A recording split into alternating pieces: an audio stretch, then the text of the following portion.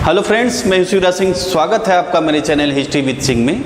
दोस्तों, आशा है आप लोग अच्छे से होंगे, बढ़िया अपनी पढ़ाई कर रहे होंगे।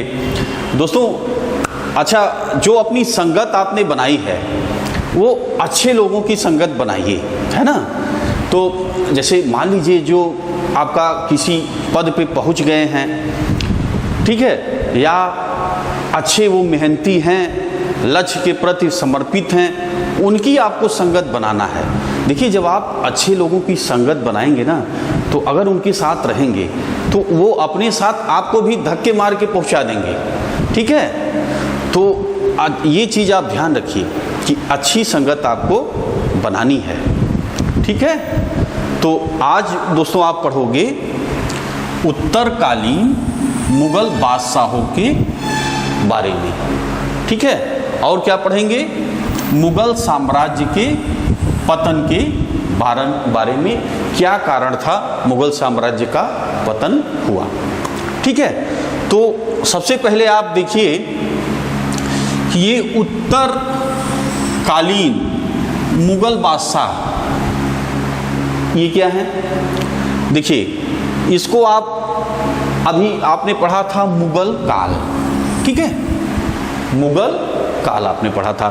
तो मुगल काल में आपको दिखे शक्तिशाली शासक देखने को मिलते हैं। जैसे आपने देखा कि बाबर जो 1526 में मुगल काल को भारत में स्थापित करता है, मुगल काल की स्थापना करता है। समय क्या होता है? 1526, ठीक है। तो बाबर, उसके बाद आपने देखा उनके लड़के हुमायूं, उसके बाद अकबर, ठीक, उसके बाद आता है जहांगीर, और पांचवा आता है उसके बाद देखिए शाहजहां, पांचवा बादशाह बनता है। और छठवां जो है बादशाह बनता है औरंगजेब, ठीक है, जिसकी मृत्यु हो जाती है 3 मार्च 1707 ईस्वी में औरंगजेब की मृत्यु हो जाती है। अब ध्यान दीजिए, ये जो आपको बादशाह दिखे हैं ये एक शक्तिशाली बादशाह थे, ठीक है। ये जो है इन्होंने स्थापना से लेकर के और इसको जो है चरमोत्कर्ष तक पहुंचा दिया, मुगल जो साम्राज्य था। जैसे कि आप देखिए, औरंगजेब तक का आप देखें तो आपका अफगानिस्तान से लेकर के इधर आपका बंगाल तक, ठीक है, और उत्तर से लेकर के आपका दक्षिण भारत तक जो है औरंगजेब ये समय तक मुगल साम्राज्य जो है फैला हुआ था, ठीक है। तो ये जो काल है इसमें जो है मुगल साम्राज्य का लगातार विस्तार हुआ, बढ़ा, ठीक है। और इसमें जो बादशाह हैं वो एक शक्तिशाली बादशाह थे। वो जो है सभी जो गुट होते थे उनको दबा के रखते थे, ठीक है, और एक प्रतिभाशाली थे, ठीक है। अब जो है समय आता है दोस्तों, जो होता है उत्तरकालीन, ठीक है। अब आपने देखा उत्तरकालीन मुगल बादशाह ये कौन है। अब ये देखिए, ये इस समय के जो शासक हैं, उत्तरकालीन जब प्रारंभ होता है तो कमजोर शासकों का जो है औरंगजेब के बाद जितने भी बादशाह बनते हैं वो एक कमजोर शासक होते हैं, विलासप्रिय शासक होते हैं, अयोग्य होते हैं, ठीक है। तो औरंगजेब के बाद जितने बादशाह बनते हैं वो जो है आपके आ जाते हैं उत्तरकालीन मुगल बादशाह में। उत्तरकालीन मुगल बादशाह में 7वें नंबर पे देखिए, उत्तरकालीन में अगर स्टार्टिंग से माने तो बहादुर शाह प्रथम पे आते हैं, ठीक है। और अगर पूरी बादशाह की गिनती बाबर से स्टार्ट करते हैं तो ये जो है 7वें स्थान पे हैं बहादुर शाह प्रथम, ठीक है। तो ये जो है कुछ हद तक ठीक रहते हैं, कुछ डिसीजन इन्होंने बादशाह जो है लिया वो अपने दम पे लिया। इसके बाद से जो है जितने भी बादशाह आते हैं वो निरंतर जो है एकदम पूरी तरह अयोग्य और जो है विलासप्रिय रहते हैं, ठीक है। तो अब देखिए बहादुर शाह के बाद फिर आपके आते हैं जहांदार शाह, ठीक है, 8वें पे। 9वें पे फर्रुखसियर, ठीक है। 10वें पे आपके आता है 10वां बादशाह जो है होता है रफ़ी-उद-दर्जात, ठीक है। 11वें पे आता है रफ़ी-उद-दौला और 12वें पे आता है मोहम्मद शाह। ठीक है, तो 7 से लेकर के 12 तक के जो बादशाह हैं, इसका जो है आज के वीडियो में आप विस्तृत रूप से इनके बारे में पढ़ेंगे। ठीक है, और आपने इसके पहले जो है आपने बाबर से लेकर जो औरंगजेब का था, इसको तो आपने पीछे की वीडियो में पढ़ लिया है विस्तृत रूप से, मैंने वीडियो भी बनाया है, अगर आपने नहीं देखा है तो आप देख लीजिएगा। ठीक है, आज के वीडियो में आप इनके बहादुर शाह प्रथम, रफ़ी और आपका जहांदार शाह, फर्रुखसियर, ठीक है, रफ़ी उद दर्जात और रफ़ी उद दौला, मोहम्मद शाह, इनके बारे में आज की वीडियो में पढ़ेंगे। देखिए, मोहम्मद शाह के बाद 13वें बादशाह पे आता है अहमद शाह। ठीक है, और 14वें पे आता है आलमगीर द्वितीय। ठीक है, 15वें पे आता है शाह आलम द्वितीय और 16वें पे आता है देखिए अकबर द्वितीय। ठीक है, और अंतिम मुगल बादशाह होता है, वो होता है बहादुर शाह द्वितीय या बहादुर शाह जफर, जो 1857 की जो क्रांति हुई थी, जो उसके में ही इनका जो है, इनको अंग्रेज हटा देते हैं। ठीक है, तो अब ये जो बादशाह हैं, इनके बारे में आप अगले वीडियो में पढ़ेंगे। औरंगजेब की मृत्यु के समय मुगल साम्राज्य कुल 21 प्रांत में विभाजित था, 21 प्रांत में था। ठीक है, अफगानिस्तान में काबुल में 1 प्रांत, उत्तर भारत में 14 प्रांत, 14 प्रांत और दक्षिण भारत में 6 प्रांत थे। क्लियर है? प्रांतों पे ध्यान रखिएगा, एग्जाम में क्वेश्चन बनते हैं। आगे देखें, औरंगजेब की कुल 5 पुत्र थे। पहले का नाम देखिए क्या है, मोहम्मद सुल्तान। दूसरे का नाम क्या है, मोहम्मद अकबर। ठीक है, और तीसरा मोहम्मद मुअज्जम। ठीक, तीसरा जो है मोहम्मद मुअज्जम, और चौथा कौन है, मोहम्मद आजम, चौथा पुत्र है। 5वां पुत्र का नाम काम बख्श है। ठीक है, अब ध्यान दीजिए, एग्जाम में क्वेश्चन, अब देखिए पुत्रों से भी बनता है, कई बार आप जो है देखेंगे कि क्वेश्चन आपको मिलेंगे, जैसे औरंगजेब का पुत्र कौन नहीं था, जैसे उसमें दिया रहेगा ये पुत्रों के नाम। अब इसमें जो है क्वेश्चन पूछेगा कि इनमें से कौन आपका जो है, इसमें काक नाम और मतलब बढ़ा देगा, घटा देगा। अब इनका नाम दिया है, काक नाम और बढ़ा घटा दिया। अब इसमें क्वेश्चन पूछेगा कि भैया ये बताइए कि इसमें कौन औरंगजेब का पुत्र नहीं है। ठीक है, अब देखिए, तो आप सबसे पहले आपका नज़र आएगा अकबर पे। ठीक, कि अकबर महान, लेकिन मतलब वो आप सीधा, अगर जल्दीबाजी में है या ध्यान से आपने पढ़ा नहीं है, तो आप सीधा टिक लगाओगे कि अरे अकबर तो इनका लड़का हो ही नहीं सकता, औरंगजेब का। ठीक, तो फट से आप इस पर टिक लगा दोगे और क्वेश्चन गलत हो जाएगा। ठीक, तो आप इनको जो है वीडियो जो है आप 2-3 बार तो देखते ही होंगे, 2-3 बार ये वीडियो जो भी मैं बनाता हूँ आप देख लेंगे तो अच्छे से आपका तैयार हो जाएगा। तो ये पुत्रों का नाम यहाँ पे मैंने लिख दिया है, इसको आप जो है समझ गए होंगे। आप आगे देखें, मुअज्जम काबुल प्रांत का सूबेदार था, आजम गुजरात प्रांत का, और कामबख्श जो है बीजापुर प्रांत का सूबेदार था जब औरंगजेब शासन कर रहा था।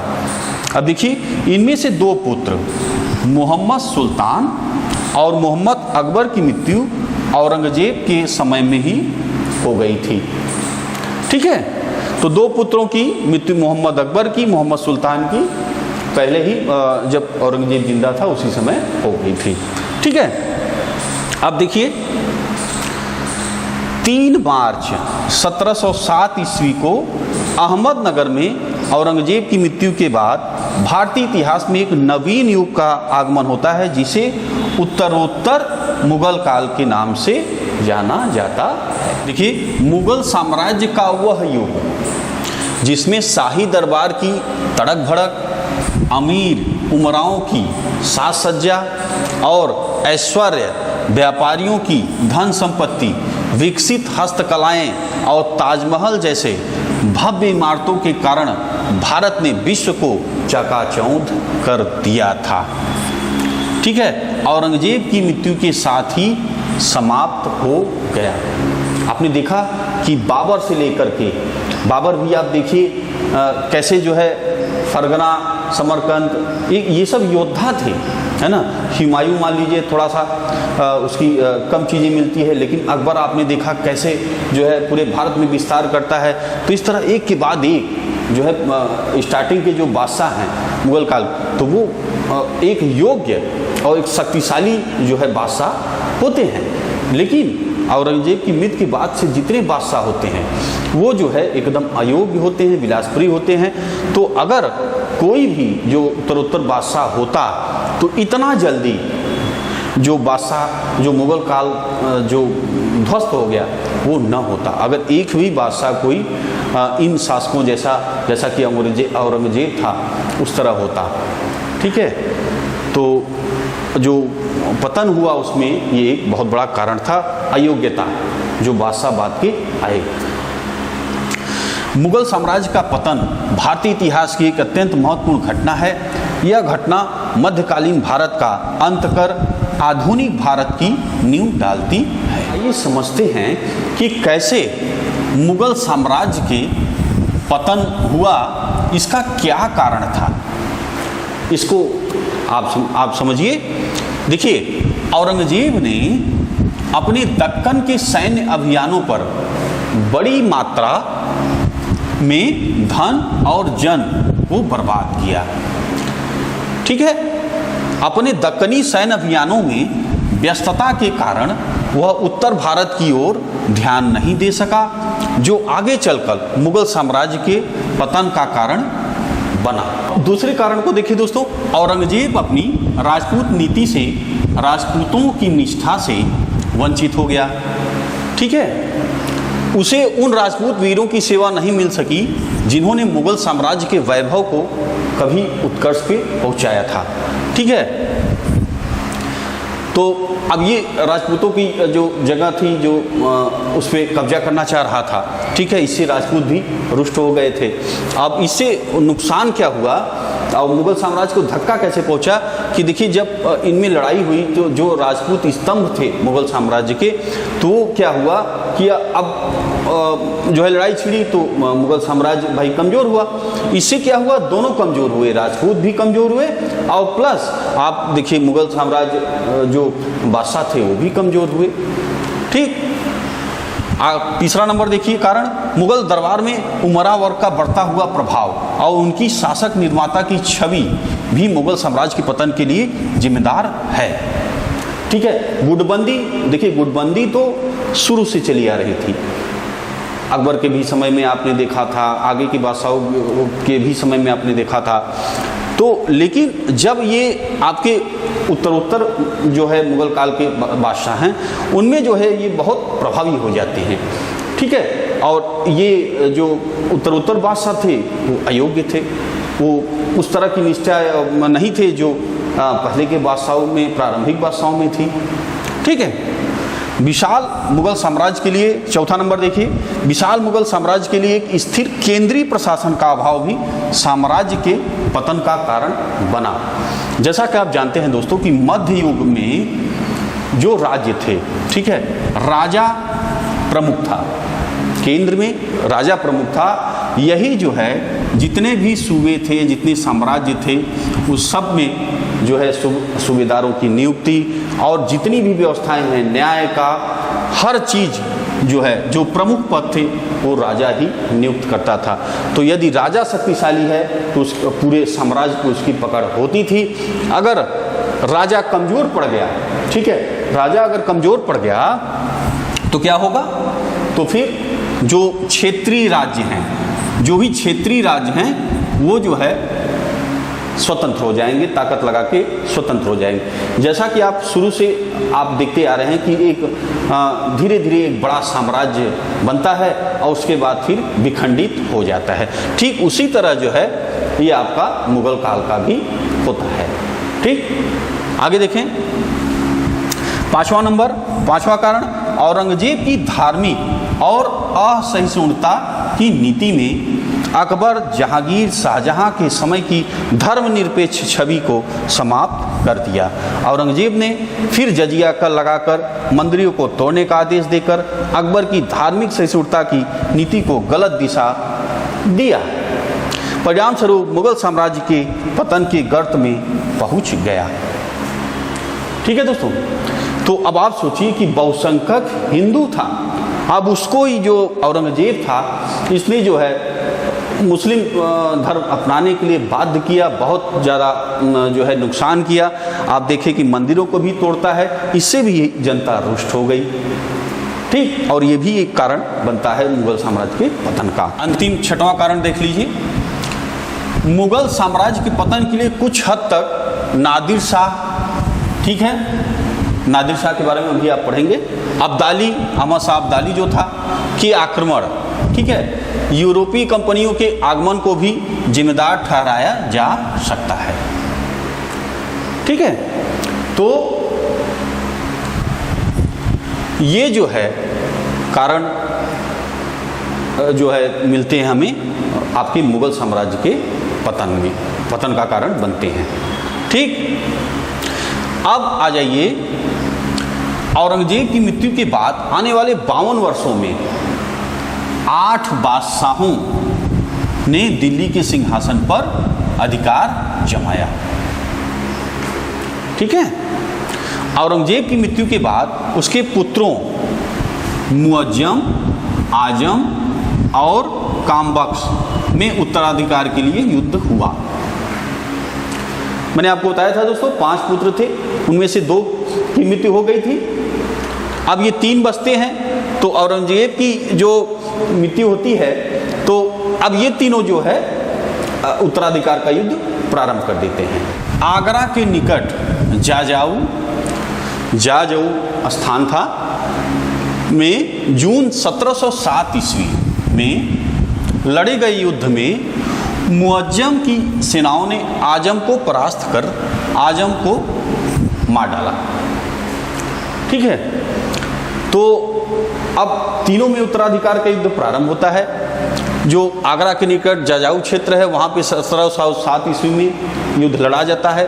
अच्छा, ये जो मुअज्जम है, ठीक है, तो मुअज्जम जो है यही बहादुर शाह उपाधि जो प्रथम के नाम से आगे शासक बनता है, यही जीतता है। तो मुअज्जम जो है युद्ध से पहले कहता है कि जो औरंगजेब ने जो बांट कर भाई साम्राज्य को बांट लिया जाए और लड़ाई न करें, बांट लिया जाए, लेकिन ये जो है आजम मानता नहीं है और युद्ध जो है प्रारंभ हो जाता है, जिसमें मुअज्जम जो बहादुर शाह है वो जीत जाता है। ठीक है, इसके बाद मुअज्जम का मुगल सिंहासन पर अधिकार हो जाता है। कामबख्श मिर्जापुर में अपने को कामबख्श बीजापुर में अपने को बादशाह घोषित कर दिया था। ठीक है, ये कौन सा दूसरा जो पुत्र है उसका 3 बचे थे, आजम मारा गया। ठीक है, और जो दूसरा पुत्र था कामबख्श बीजापुर में अपने को बादशाह घोषित कर दिया था। जनवरी 1709 ईस्वी में दोनों भाइयों में हैदराबाद के निकट युद्ध हुआ, जिसमें कामबख्श की पराजय हो गई। ठीक है, और उसमें जो है उस युद्ध में कामबख्श बुरी तरह घायल हो जाता है और उसी दिन उसकी मृत्यु हो जाती है। इस तरह मुअज्जम इस प्रकार दोनों भाइयों पर विजय प्राप्त कर लेता है। आप देखिए 63 वर्ष की आयु में मुअज्जम, और इसकी एक उपाधि है जो है इसको मिली हुई थी शाह आलम। ठीक है, मुअज्जम को शाह आलम की उपाधि मिली हुई थी। तो 63 वर्ष की आयु में मुअज्जम बहादुर शाह प्रथम के नाम से बादशाह घोषित हो गया। देखिए बहादुर शाह प्रथम, मुअज्जम जो है बहादुर शाह प्रथम के नाम से राजा बन गया। बादशाह बन गया। ये जो है 1707 से 1712 ईस्वी तक यह शासन करता है। देखिए बहादुर शाह प्रथम सबसे वृद्ध ये जो है मुगल शासक हुआ था। 63 वर्ष की ये बादशाह हुआ था। उत्तरवर्ती मुगलों में प्रथम और अंतिम शासक था जिसने वास्तविक सत्ता का उपयोग किया। बहादुर शाह प्रथम अपनी शांति प्रिय नीति और मिलनसार स्वभाव के कारण शाही दरबार के अधिकांश गुटों का सहयोग प्राप्त किया। इसमें कई गुट थे दोस्तों, जैसा कि आप उस समय ईरानी, तुरानी, ठीक है, और भारतीय मुसलमानों का गुट, इस तरह कई गुट बने हुए थे। तो इसने क्या किया, अधिकांश जो गुट थे उनको जो है मिला करके रखा। ठीक है, इतिहासकार खफी खां ने कहा कि बादशाह राजकीय कार्यों से इतना अधिक लापरवाह था, लोग उसे शाहे बेखबर कहने लगे। ये उपाधि है इसकी, ध्यान दीजिए, अगर एग्जाम में पूछता है शाहे बेखबर, ठीक है, तो कौन किस बादशाह की उपाधि थी, तो ये आपका आ जाएगा बहादुर शाह प्रथम।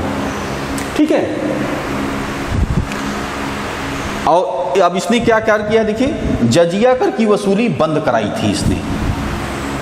ठीक, जो औरंगजेब ने बिगाड़ा था काम, इसने कुछ उसकी सुधार करना चाहा, तो इसने जजिया कर को जो है बंद कराया। बहादुर शाह प्रथम और गुरु गोविंद सिंह के बीच संधि हो गई, दोनों में विद्रोही सिखों के साथ मेल मिलाप की कोशिश की गई।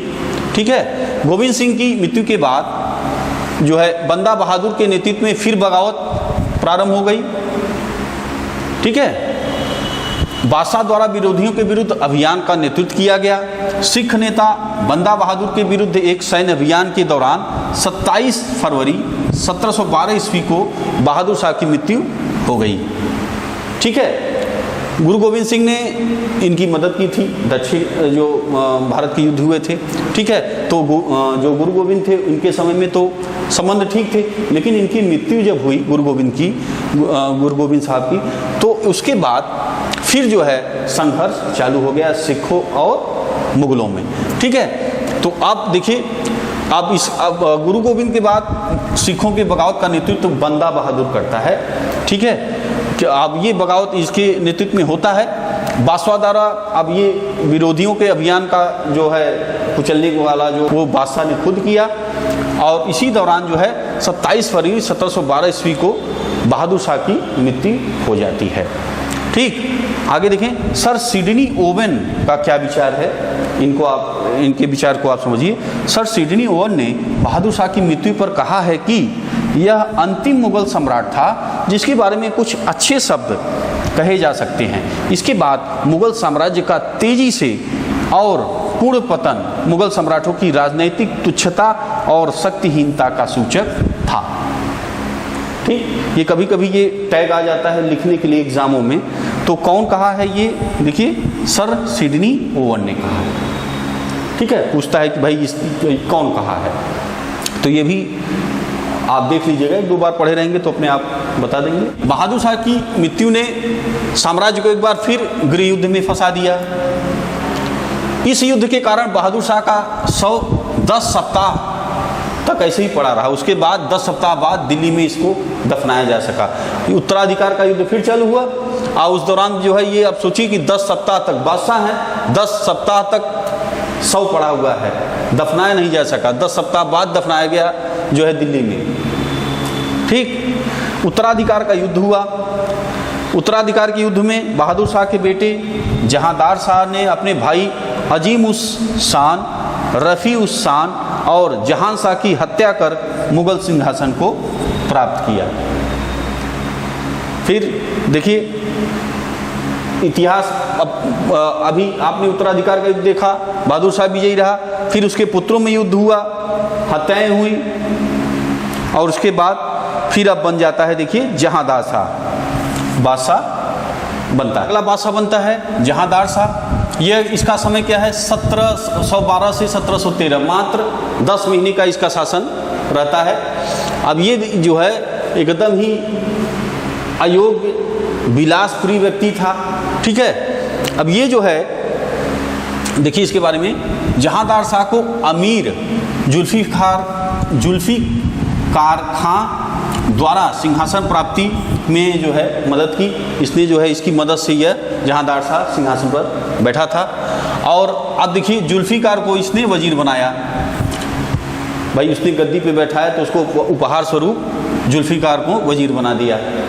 ठीक है, अत्यधिक भ्रष्ट और अनैतिक आचरण वाला था ये जहांदार शाह।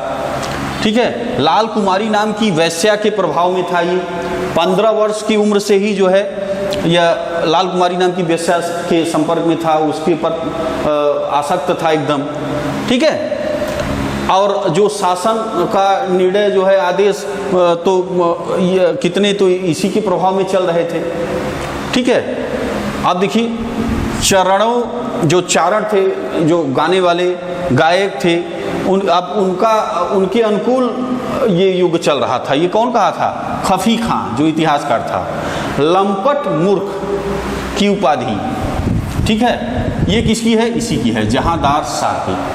अगर ये क्वेश्चन आपका बनता है लंपट मूर्ख तो उपाधि, तो आप सीधा जहांदार शाह को टिक करिएगा।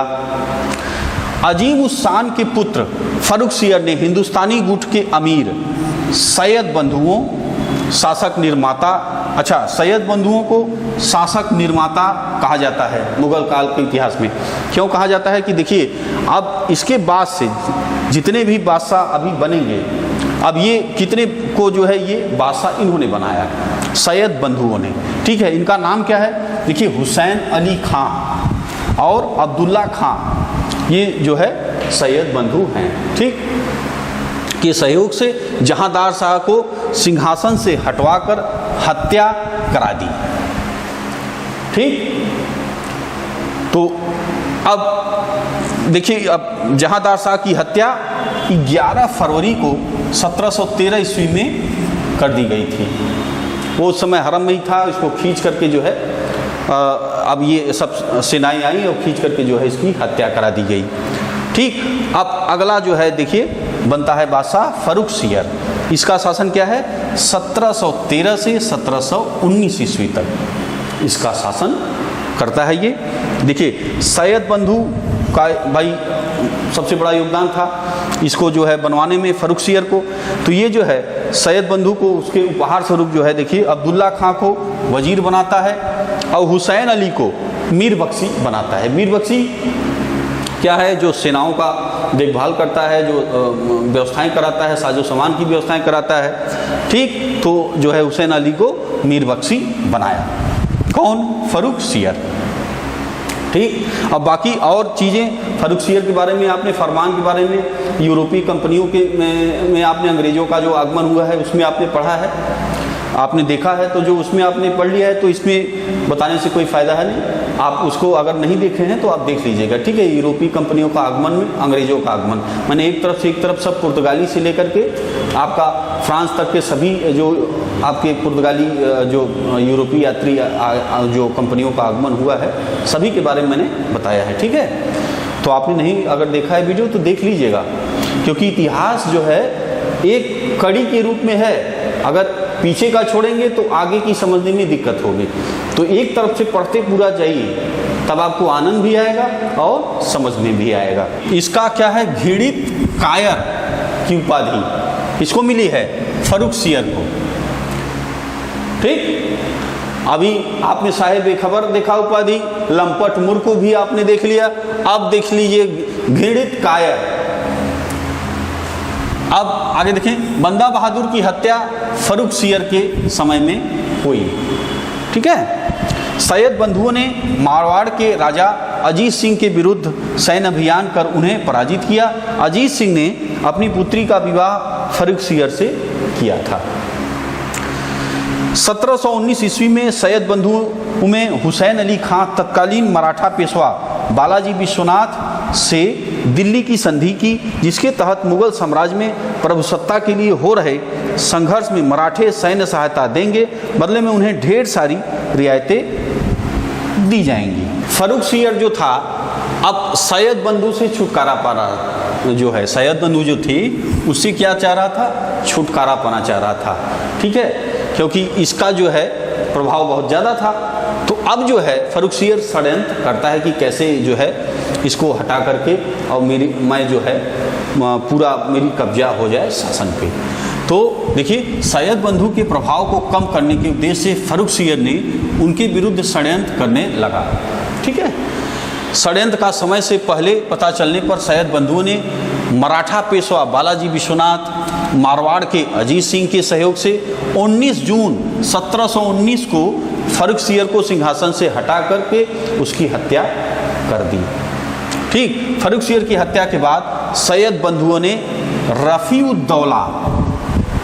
रफ़ीउद्दौला को मुगल बादशाह बना दिया। अब देखिए शासक निर्माता ये चल रहा है ना, सैयद बंधु अभी फर्रुखसियर को बनाया, अब उसको मरवा करके अब देखिए रफ़ीउद्दौला को बना दिया। रफ़ीउद्दौला 1719 में बादशाह बना और मात्र 3 महीने जो है इसका शासन होता है। ठीक है, रफ़ीउद्दौला शाहजहां द्वितीय की उपाधि के साथ मुगल राज सिंहासन पर बैठा और मात्र 3 महीने इसका शासन रहा, उसके बाद ये मर जाता है। उसके बाद देखिए रफ़ीउद्दौला जो है 1719 में ही इसके मतलब मरने के 3 महीने ही रहता है, मर जाता है। उसके बाद फिर रफ़ीउद्दौला 1719 में बादशाह बना और 3 माह बाद ही ये भी इसकी मृत्यु हो जाती है। ठीक है, उसके बाद अगला बादशाह बनता है देखिए मोहम्मद शाह। ये जो है 1719 से 1748 ईस्वी तक शासन करता है। मोहम्मद शाह बहादुर शाह प्रथम के पुत्र जहान शाह का पुत्र था। ठीक है, मोहम्मद शाह कौन था? बहादुर शाह प्रथम जो था उसका पुत्र जहान शाह का पुत्र था ये मोहम्मद शाह। ठीक है, मोहम्मद शाह के शासनकाल में निजाम उल मुल्क के नेतृत्व में सैयद बंधुओं के खिलाफ षड्यंत्र की शुरुआत हुई। 1722 ईस्वी में निजाम उल मुल्क ने सैयद बंधुओं की हत्या करवा दी। ठीक, शासक निर्माता सैयद बंधुओं का काम खत्म हो गया। ठीक है, अब देखिए अभी मोहम्मद शाह की एक उपाधि है रंगीला, इनकी उपाधि रंगीला। अब नाम से ही आप समझ जाइए कि कितने योग्य थे। मोहम्मद शाह का बचपन का नाम था रोशन अख्तर इसके बचपन का नाम था मोहम्मद शाह का। ठीक है, इसकी उपाधि मैंने बताया कि इसकी उपाधि रंगीला की उपाधि थी। ठीक है, ये बिल्कुल अयोग्य विलासप्रिय व्यक्ति था। अच्छा, अब देखिए इसी के समय में नादिर शाह का आक्रमण होता है, समय होता है 1739 ईस्वी में। ठीक है, और इसके अंतिम समय भी जो 1748 का समय में है अहमद शाह अब्दाली भी इसके आक्रमण प्रारंभ हो जाते हैं इसके जो है मृत्यु के समय। ठीक है, और इसी के काल में ध्यान दीजिए, इसी के काल में स्वतंत्र राज्यों की नींव पड़ती है। ठीक है, कई राज्य जो है अपने आप को स्वतंत्र कर लेते हैं, जैसे बंगाल, ठीक है, अवध, हैदराबाद इत्यादि, ये जो है अपने आप को स्वतंत्र कर लेते हैं। और बंगाल किसके नेतृत्व में होता है? अली वर्दी खां के नेतृत्व में स्वतंत्र होता है। और देखिए अवध जो है सादत खां के नेतृत्व में, और हैदराबाद निजाम उल मुल्क के नेतृत्व में स्वतंत्र हो जाता है। ठीक है, सैयद बंधुओं का अंत जो है मोहम्मद शाह के ही समय में होता है। ठीक, और देखिए इसकी मृत्यु जो हो जाती है 1748 में मोहम्मद शाह की मृत्यु हो जाती है। और अगला मुगल बादशाह जो है अहमद शाह होता है। ठीक है, अहमद शाह अब्दाली भी इसी के समय में आक्रमण करता है, तो कंफ्यूज नहीं होना है आपको। अहमद शाह अब्दाली अलग है, अहमद शाह ये जो है बादशाह होता है अगला मोहम्मद शाह के बाद। अब अच्छा, नादिर शाह का जो आक्रमण हुआ है, तो नादिर शाह के बारे में भी आप थोड़ा समझिए। नादिर शाह का मैंने आक्रमण बताया 1739 में ये करता है।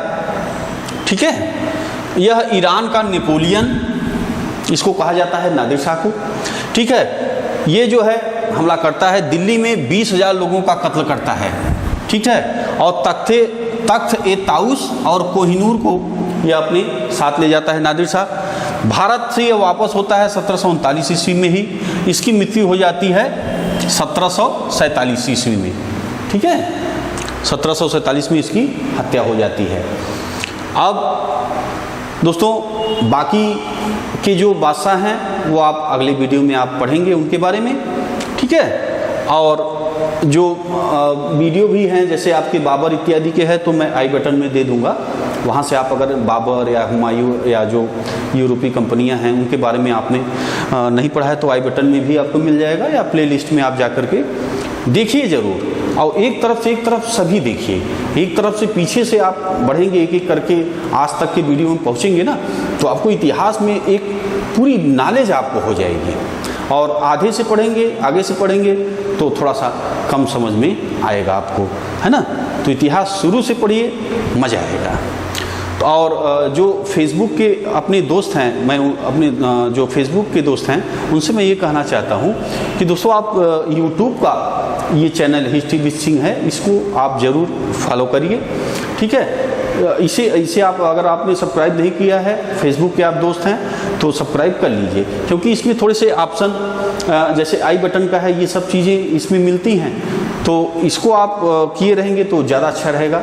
फेसबुक पे भी आप रहिए और आप इसको भी सब्सक्राइब कर लीजिए यूट्यूब के चैनल को, जिससे कि और आपको अच्छे जो है ऑप्शन मिल सके और चीज़ें आप देख सकें, ठीक है दोस्तों। तो आज इतना ही करते हैं। और दोस्तों अगर अच्छा लगा है तो लाइक कर दीजिए, अपने दोस्तों में शेयर कर दीजिए, ठीक है दोस्तों। तो मिलेंगे आपसे अगले वीडियो में। वीडियो देखने के लिए दोस्तों बहुत बहुत धन्यवाद।